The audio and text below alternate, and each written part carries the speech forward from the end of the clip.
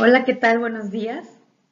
Soy la alumna Marisol Alfaro y en esta sesión 4 les voy a hablar sobre el tema de las etapas de investigación y debido proceso.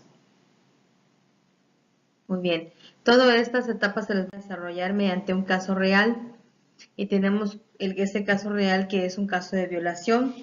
Como introducción tenemos los hechos sucedidos.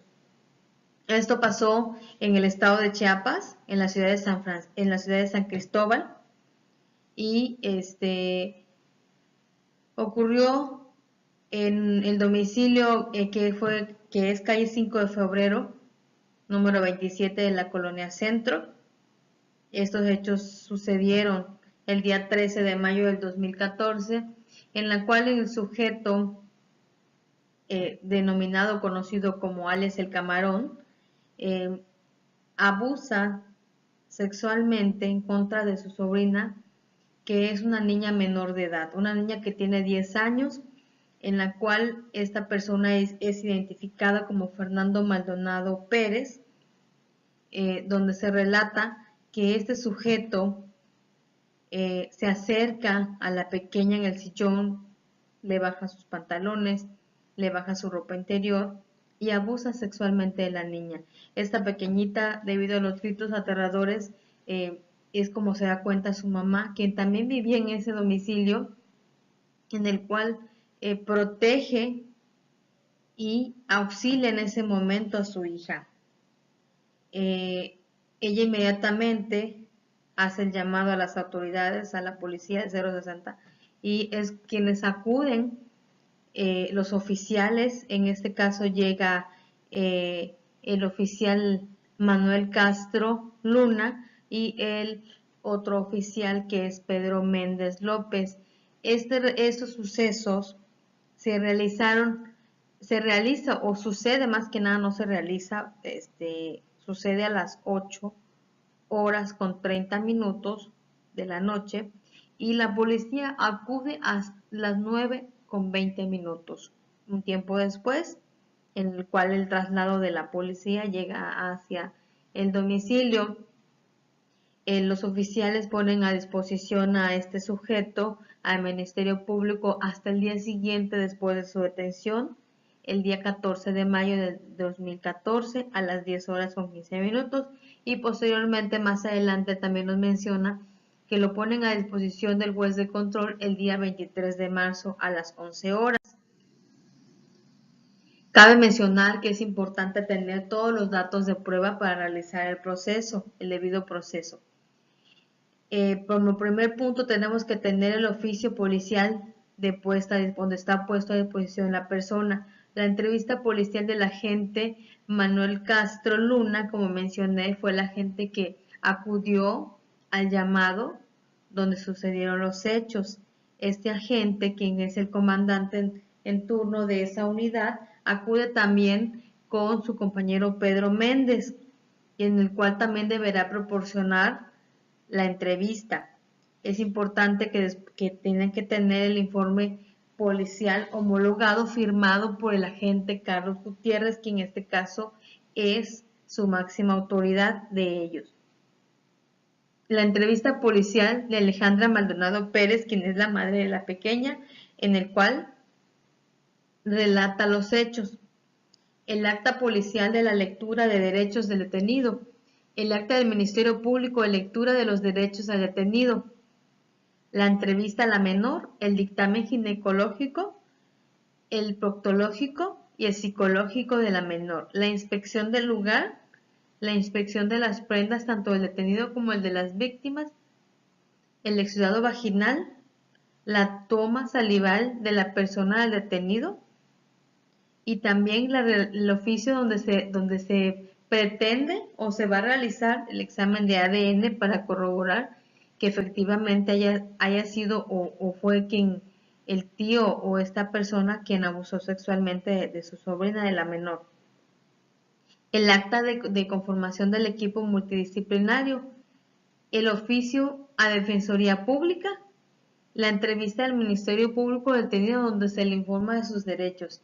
Esta parte es bien importante en el cual se debe de llevar a cabo y que no se cometa ninguna arbitrariedad, es donde se le informa al detenido sobre cada uno de sus derechos y sus garantías. Bueno, otro dato de prueba que es muy importante y que no debemos de dejar pasar es, si bien la mencioné antes, que como dato de prueba que al detenido se le revise en la base de datos si no presenta alguna sentencia, si no tiene una orden de aprehensión, si no tiene alguna investigación pasada de algún delito cometido de la misma índole o otro delito menor. Otro dato importante es el examen previo de lesiones a la víctima. Todo ese tipo de detalles tiene que juntarlo como prueba. Y el oficio policial de los datos personales del detenido. Es importante saber todos sus datos, todo lo que en ese momento pueda proporcionarnos el detenido. Ok, como en este caso, la persona, el detenido más que nada, su detención de él fue por fragancia, tenemos que tener bien determinado cuáles son los tipos en los cuales a una persona se le puede detener o privar de su libertad por fragancia. Esto se da en 3 casos. El primero, al estar cometiendo el delito en el instante, y también inmediatamente después es perseguido material interrumpidamente. Esto es decir, si en el momento hay testigos presenciales o si en el momento va corriendo la persona con el cuchillo, con el machete, con el arma, o también se le puede detener por fragancia. No está en el momento de los hechos, pero hay a lo mejor alguna evidencia, algún video o simplemente con el simple testimonio de las personas que lo están viendo en ese momento. Igual el señalamiento y posición de indicios del delito, y todo esto lo sustenta el artículo 16 constitucional, párrafo 5º. El detenido, cuando ha sido sorprendido en el momento, debe estar cometiendo el delito, como antes mencioné. Por persecución, debe darse inmediatamente después del delito. Tiene que ser materia de explicación de los hechos persecutorios. En este caso, deberá redactar en ese momento la policía en su informe, que a lo mejor en el momento no se detuvo a la persona, pero pues sí las personas que presenciaron el delito o el hecho cometido le describen que a lo mejor se fue corriendo hacia 2, 3 cuadras atrás, y toda esa explicación, esa narración de la persecución de la persona que comete ese delito. Bueno, si bien el paso número 1 que hablábamos sobre la detención por fragancia, tiene que ser inmediatamente y después. Y también el otro caso, posesión de indicios en la persona de detenido o algo que lo relacione. Eso es muy importante para tener como conocimiento, es cuáles son los dos señalamientos por los cuales una persona se le puede detener por fragancia. Tiene que ser inmediatamente después o algo que lo relacione. Si eso es cuando no se le detiene en el momento, tiene que haber un video, tiene que haber las personas ahí que presenciaron todo o algo que lo relacione, que puedan determinar esta persona es.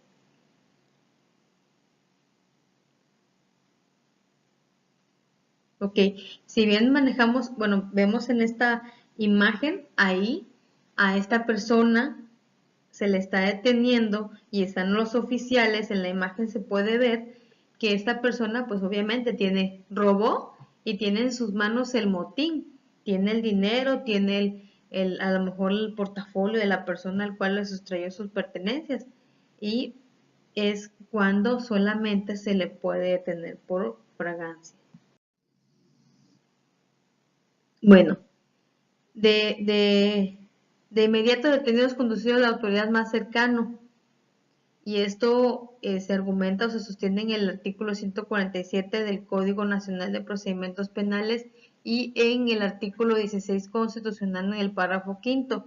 Las obligaciones policiales, hablaremos de eso. El informe de derechos tiene que estar bien sustentado de acuerdo al artículo 152 del Código Nacional de Procedimientos Penales. El registro de las detenciones, eso es bien importante, que siempre den parte y reporten el llamado, el cual se le está solicitando su presencia, los hechos, lo que está sucediendo, y si en ese momento se llevan a una persona detenida, tienen que dar parte hacia su oficina, hacia la matriz donde está en ese momento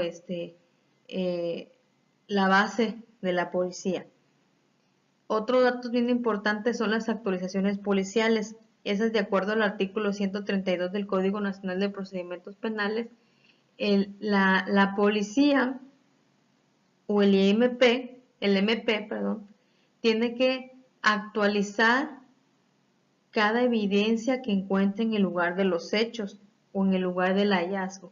Es importante que si se ha cometido un delito mayor o así sea un delito menor, como primer punto la policía que acude debe de acordonar el lugar en el cual no tengan acceso ninguna persona, en el cual pueda obstruir esa recolección de evidencias.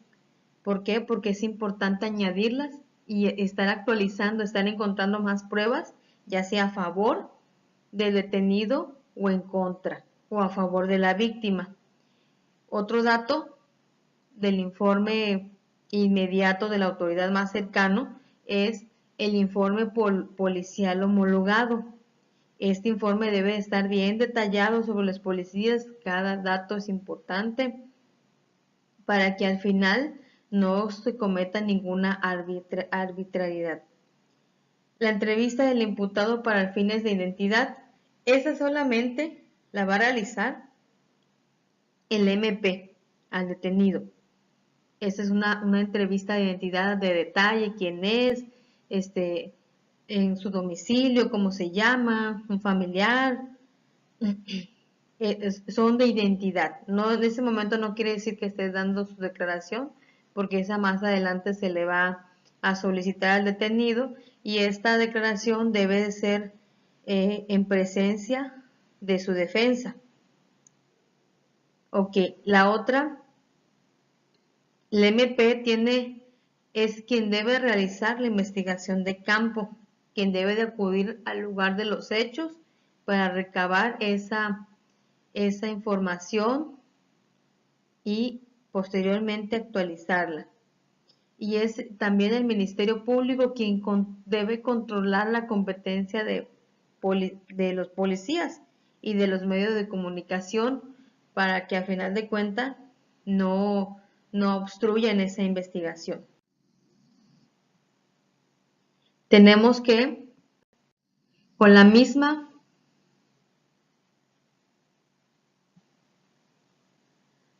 prontitud policial conducirán al detenido al Ministerio Público.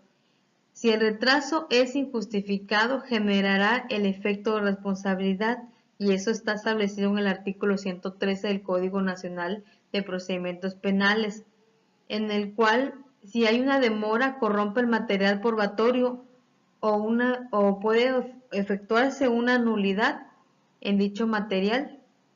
Esto es que obstruye en ese momento el procedimiento y todo el proceso. En este caso, si no llevan a tiempo o con prontitud al detenido, o si en lugar de trasladarlo en la unidad en la cual lo trasladan los policías, lo llevan otras personas, ahí es cuando pierden efecto.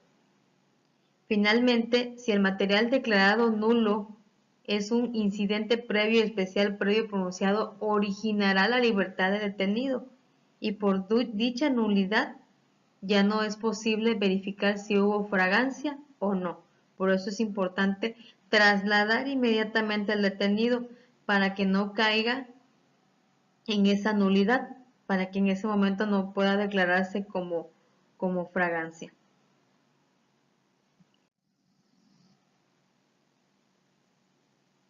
Muy bien, el Ministerio Público podrá detener hasta solo 48 horas al detenido, ya sea puesto a disposición física o material, con informe de derechos, con el registro de la detención, presentación de la querella, las técnicas de investigación, el acuerdo de la retención y el acuerdo de la libertad, y el acuerdo de puesta a disposición del juez de control.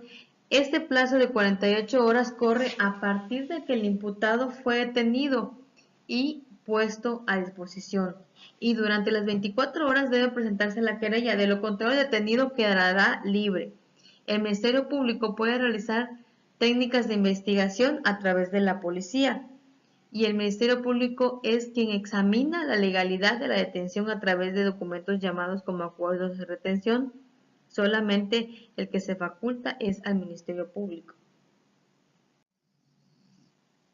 El Ministerio Público controla la legalidad únicamente, como antes lo mencioné, consigna detenido ante el juez cuando el delito cometido amerita prisión preventiva oficiosa. Esto quiere decir que nadie puede ser privado de su libertad al menos que haya cometido un delito grave, conocido como grave, y que solamente esos delitos se les catalogue o se les determine en prisión preventiva oficiosa.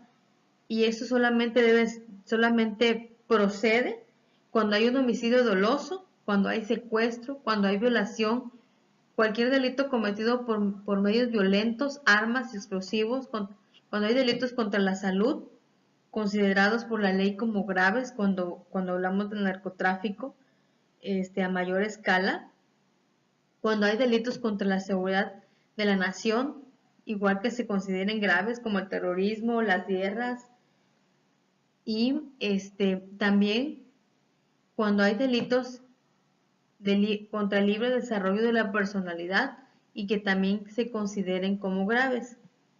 Esto es que solamente son 100 delitos se puede privar de la libertad a las personas cuando se catalogan como graves. Pero sin embargo, el Ministerio Público otorga la libertad al detenido solo y se puede fijar medidas de protección a favor de la víctima. Esto quiere decir que pueden otorgar la libertad condicional a los detenidos con restricciones si en este caso corre peligro su víctima. La investigación complementaria empieza cuando el Ministerio Público decide ejercer acción penal, es decir, al celebrar la llamada audiencia inicial. Para celebrar esa audiencia se tienen las siguientes opciones. La audiencia inicial con detenidos consignados por delitos que amerita prisión preventiva, esto es en el caso de los 7 delitos antes mencionados como graves, y para los demás delitos bastará con una orden de citatorio para que las partes asistan a la audiencia inicial. Y también cabe señalar que si la persona no asiste, sobre todo el detenido, el que cometió el delito, más que nada, no el detenido, el que cometió el delito, se dicta comparecencia. Y si tampoco asiste, entonces ya vendrá una orden de aprehensión para que éste se pueda comparecer el día de la audiencia. Ok, para efectuar la audiencia inicial, tenemos que primero que nada aperturar la audiencia, el informe de los derechos, el control de la detención, la formulación de la imputación, declaración del inculpado y medida cautelar, vinculación a proceso y plazo judicial para el cierre de la investigación formalizada. Esto es el esqueleto inicial de la audiencia. Si faltase uno de ellos, no puede conformarse la audiencia inicial. El paso 1. Identificaciones de los intervinientes. En este caso, se proporcionarán los nombres completos de las personas, el domicilio para recibir notificaciones y los cargos, empezando con el Ministerio Público, posteriormente el defensor y después con el imputado. En el paso 2 tenemos que es el informe de los derechos de la víctima y del ofendido, derechos del imputado, designación y aceptación del cargo por parte de la defensa. El juez tiene la obligación de preguntar a la víctima si está presente y después al imputado si conoce sus derechos. Si la respuesta es afirmativa, la audiencia continúa, pero si la respuesta es negativa, entonces el juez procederá a darle a conocer sus derechos a estas personas. Luego el juez pregunta al imputado si de sí tiene un defensor y si no fuera el caso se le asigna un defensor y posteriormente al defensor se le pregunta si verdaderamente acepta el cargo y se siente sobre todo capacitado. En el paso 3 de esa misma audiencia tenemos el control de audiencia.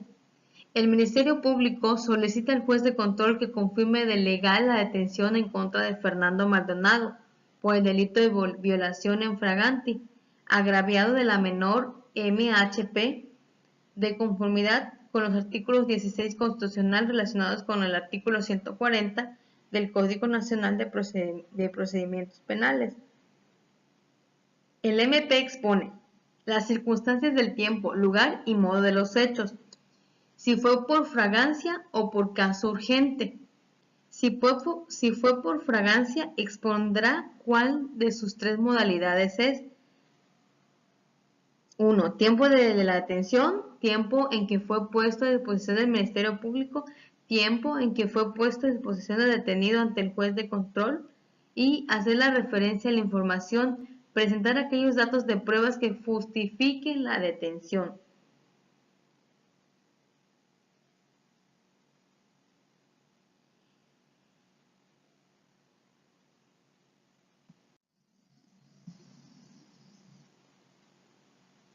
En el paso 3, en el control de la audiencia, tenemos la defensa podrá acatar.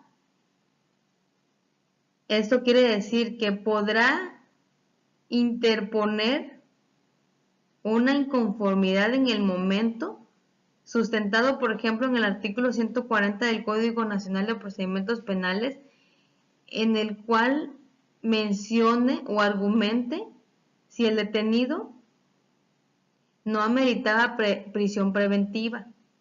Esto quiere decir que si a lo mejor no lo considera en el momento como un delito grave para tener la prisión por fragante. Otro argumento que puede tener es si aparte de que no ameritaba prisión preventiva, si el caso es que si la persona fue detenida por fragancia, se actualicen los datos. Si en este caso no se actualizan los datos y no se comprueba en el momento que no es prisión preventiva, el juez puede determinar la liberación en el momento de la persona, lo puede poner a disposición. Si no confirman la detención, es importante que en el momento después de los argumentos de la defensa, donde ataque su parte defensora del detenido, si no confirma el juez la detención, entonces se ordenará la libertad del imputado, debiendo al Ministerio Público solicitar la fecha y hora de la audiencia para poder formular esas imputaciones. Si el Ministerio Público realiza esas imputaciones, deberá ser en presencia del juez y del defensor. El Ministerio Público le dará a conocer al imputado los hechos, el delito, la forma de intervención, el nombre de su acusador, los datos de prueba que obran en la investigación. En esa parte no hay debate, solamente se le dará a conocer Solo el juez de oficio o a petición de la defensa le podrá solicitar al Ministerio Público precisiones o aclaraciones, pero solamente el juez. Ahí no entra el detenido ni la defensa. Y para tener más definido qué es la imputación, se define como la comunicación que de manera directa realiza el Ministerio Público al imputado en una audiencia y en presencia del juez y del defensor. Y es el Ministerio Público le explica al imputado en audiencia, de acuerdo al artículo 311 del Código Nacional, le explica la explicación de los hechos y el delito previo. La formalización de la imputación. Dice, si esto quiere decir que si esa persona actuó como autor material, intelectual o como coautor, o si fue cómplice, si en ese momento participaron dos o más personas, y también el nombre del acusado, testigos que lo señalen como que él cometió el delito. También deben de explicar el contenido de los datos de prueba que obran en la carpeta de investigación. Y también en este caso de la formalización de la imputación no hay debate. Todos estos mecanismos para obtener muestras deben de ser voluntaria o con autorización del juez.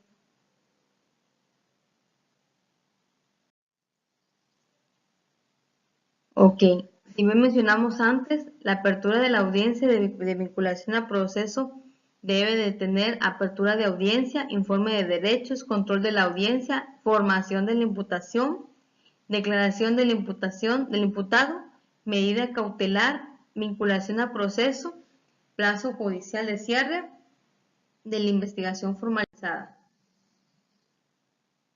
Apertura de audiencia de vinculación a proceso.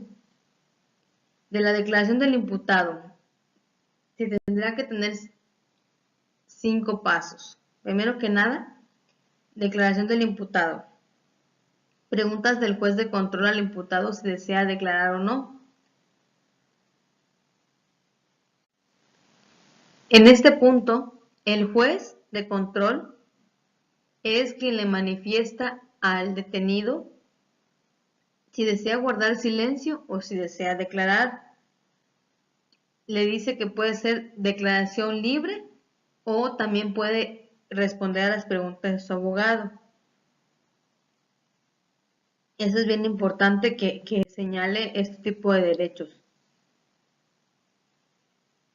El juez le hace las preguntas al imputado si entendió lo manifestado por el Ministerio Público. Si desea declarar o guardar silencio, como antes lo mencioné, lo puede consultar en ese momento el detenido con su abogado. Si desea contestar libremente si desea declarar libremente o a base de preguntas. Si el sujeto detenido no responde, no le perjudica el silencio, pero sí las palabras que emita. En el control de la audiencia, el Ministerio Público tendrá que informar los hechos sobre modo, tiempo, lugares, circunstancias y si fue en fragancia o no. ¿A qué hora la policía del Ministerio Público lo llevó? No, ¿a qué hora la policía llevó a detener al Ministerio Público o el juez de control? Que debe de tener datos de prueba, informe policial, señalamiento de persona, posesión de indicios y línea de investigación.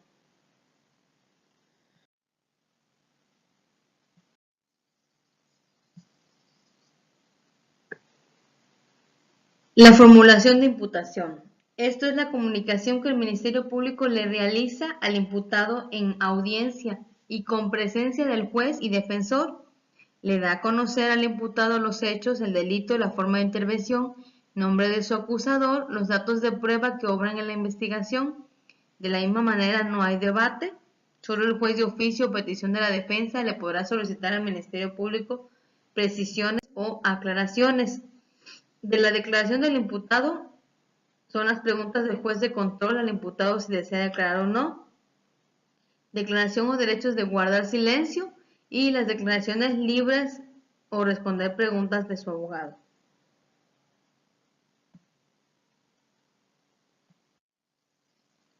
De las medidas cautelar. La medida cautelar tenemos casos en que se solicita antes del auto de vinculación a proceso, cuando se va a solicitar prisión preventiva, cuando el imputado ha solicitado la prórroga de las 72 horas.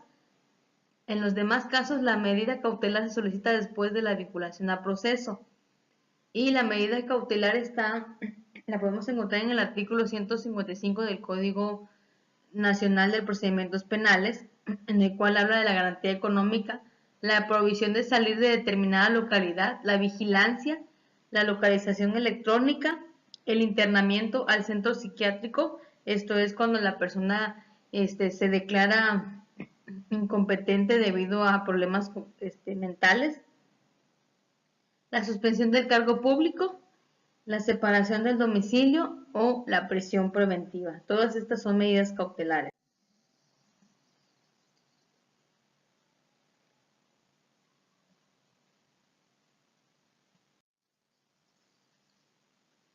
De la medida cautelar tenemos principios básicos,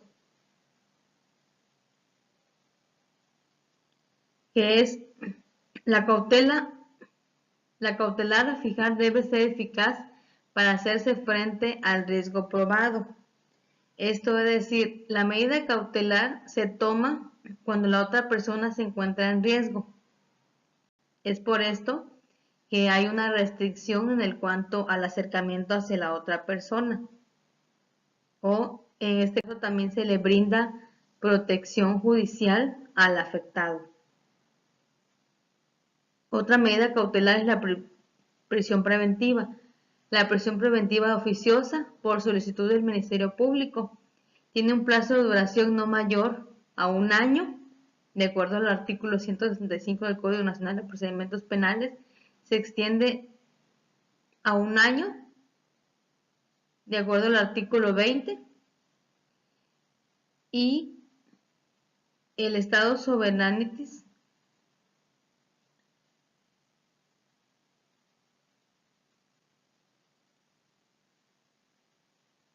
menciona, la Constitución establece 2 instrumentos internacionales de derechos humanos.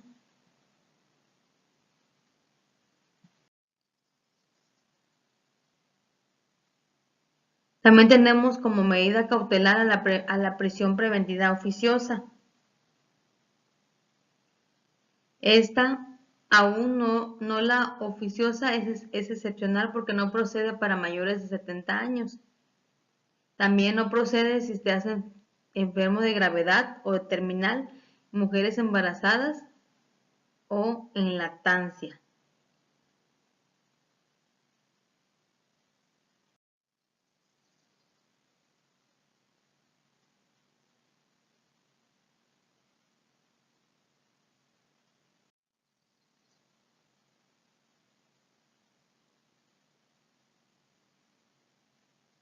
La medida cautelar es solicitud del Ministerio Público, donde explican el riesgo procesal, estableciendo como dato de prueba, y ahí es cuando solicitan la medida cautelar proporcional al peligro procesal.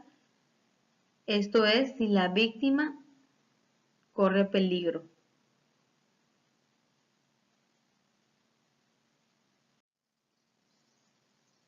En el auto de vinculación a proceso, lo tenemos como uno de los últimos puntos, es donde solicita el Ministerio Público que se dicte auto de vinculación a proceso en contra de detenido por el delito, en este caso de violación en agravio de la menor, a mérito de lo que dispone el artículo 19 constitucional y 316 del Código Nacional de Procedimientos Penales por los siguientes fundamentos: por los hechos realizados, por los datos de pruebas que establecen la existencia de un hecho que la ley señale como delito y probación de intervención del imputado.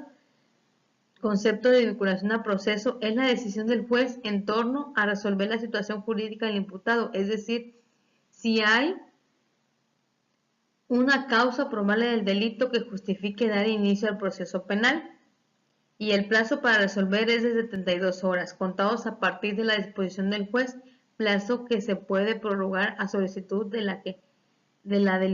inculpado para el efecto de que pueda presentar sus pruebas ante el juez de control.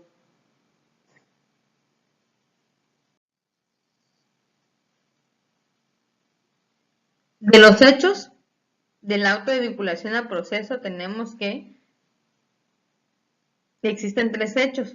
El hecho principal son aquellos que me actualizan o descartan un tipo penal. En el ejemplo es la violación de la menor. Ahí se determina si es de tipo penal. Los hechos secundarios son aquellos que le dan sentido y contexto a los principales. En este caso, el acta de nacimiento de la menor. Los hechos irrelevantes son aquellos de su presencia o su ausencia no contribuyen al juicio penal. Las dos primeras clases de hechos deben de ser probadas. Tenemos también que el auto de vinculación al proceso es solicitada por el Ministerio Público en términos del artículo 316 del Código Nacional de Procedimientos Penales. Sus fundamentos son los datos de prueba que establecen la existencia de un hecho que la ley señala como delito y la probable intervención del imputado. Los trabajos con datos de prueba, es decir, con informe aún desahogado ante el juez. Debe ser idóneo, eficaz, útil. Debe ser pertinente y debe ser razonable.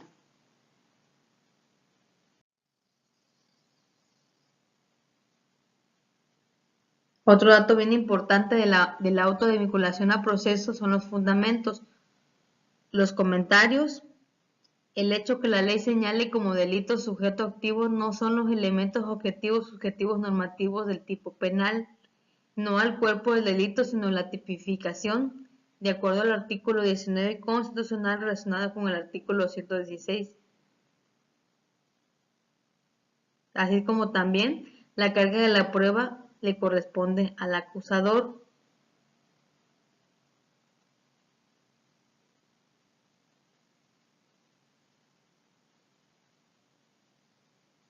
Y no se vincula si no existe el tipo penal.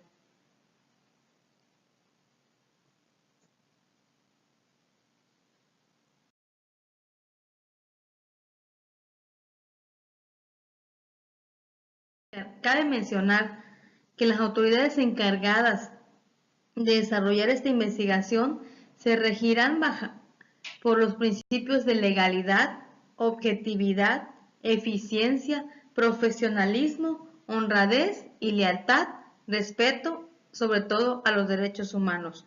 Todo esto es con el objetivo de no cometer ninguna arbitrariedad durante el proceso de investigación, para que al final el juez no tenga que determinar porque por falta de pruebas, que por no haber hecho una investigación de acuerdo a cada lineamiento, a cada de las etapas o cada uno de los pasos, pueda determinar la libertad de la persona, aún teniendo todas las pruebas que lo inculpen, aún se haya detenido flagrantemente o en fragante, perdón. Aún teniendo esa prueba, si no se realiza todas las etapas de investigación, cada una de ellas de acuerdo a como lo marca el procedimiento del Código Nacional de Procedimientos Penales, si no se realiza de esa manera, todo eso se rebota y se rechaza y al final no sirve. Por eso es importante tener cada una de las etapas bien marcadas, bien definidas, con claridad, con actualizaciones y con una buena redacción. Pues de mi parte es todo. Es un poquito largo este video, pero espero que a través de las diapositivas les quede más claro, más a detalle estas etapas de investigación. Gracias.